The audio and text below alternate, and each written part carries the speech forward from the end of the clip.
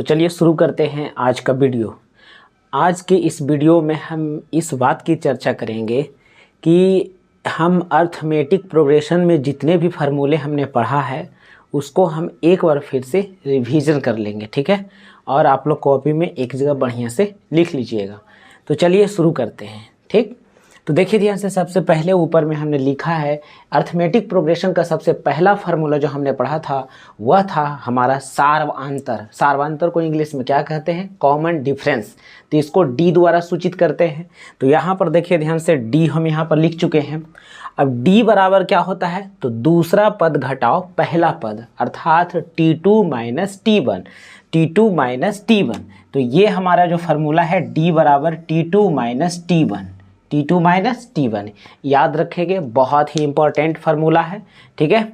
अगले फार्मूले की ओर चलते हैं। अगला फार्मूला क्या था कि एनमा पद यानी एनमा पद ज्ञात करने के लिए, लास्ट टर्म ज्ञात करने के लिए कौन सा फार्मूला लगाते हैं?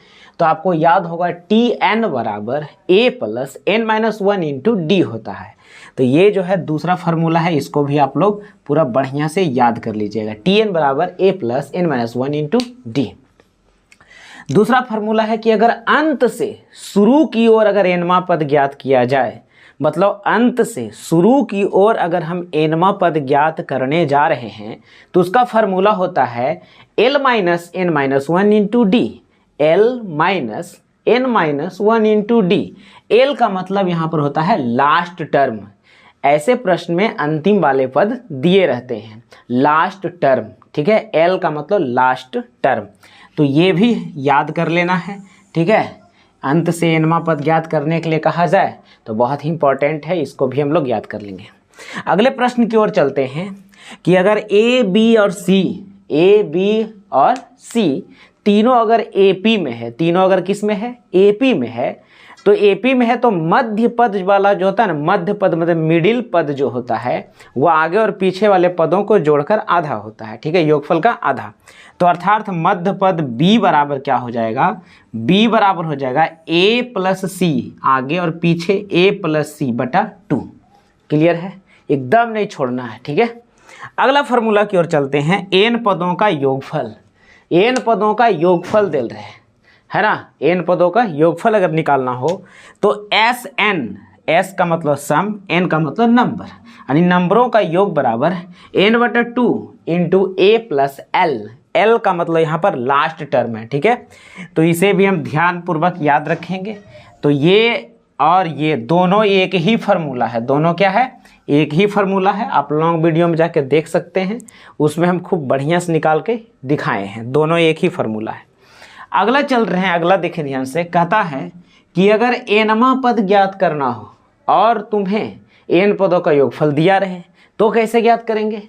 तो इसका होता है n यानी Tn बराबर एनमा पद बराबर Sn माइनस 1, मतलब Sn माइनस Sn माइनस 1। ये फार्मूला भी आपका काफ़ी इंपॉर्टेंट है, तो इसको भी हम क्या कर लेंगे? याद कर लेंगे। तो एक बार बढ़िया से देख लीजिए, अच्छा से लिख लीजिए, फिर आगे चलते हैं। इसके और भी फार्मूले होते हैं। अब देखिए ध्यान से, कुछ और भी फार्मूले हैं जो हम उसको लिख लिए हैं। तो यहाँ पर देखिए ध्यान से, सबसे पहला फार्मूला जो है कहता है प्रथम n लगातार प्राकृत संख्याओं का योगफल। प्राकृत संख्याओं को हम लोग इंग्लिश में कहते हैं नेचुरल नंबर। तो प्रथम n लगातार नेचुरल नंबर का योगफल मतलब ऐड क्या होता है? तो इसका फार्मूला होता है n इंटू n प्लस 1/2, ठीक है। ये फार्मूला है, बहुत ही इंपॉर्टेंट फार्मूला है, याद कर लेंगे इसको, ठीक है। ये एपी के द्वारा ही सिद्ध किया जाता है। अर्थमेटिक प्रोग्रेशन में जो होता है Sn बराबर जो फार्मूला होता है 2a प्लस n माइनस 1, है ना, n/2 into 2a plus n minus 1 into D, उसी पर आधारित इसको प्रूफ किया जाता है, ठीक है। दूसरा है कोची प्रथम लगातार पूर्ण संख्याओं का योगफल।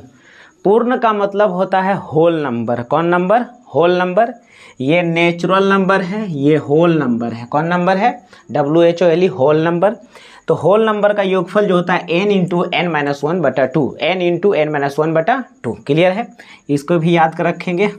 कहता प्रथम n लगातार सम संख्या, सम संख्या को इंग्लिश में कहते हैं इवन नंबर। इवन नंबर का योगफल क्या होगा, तो इवन नंबर का n into n plus one, n into n plus one होता है।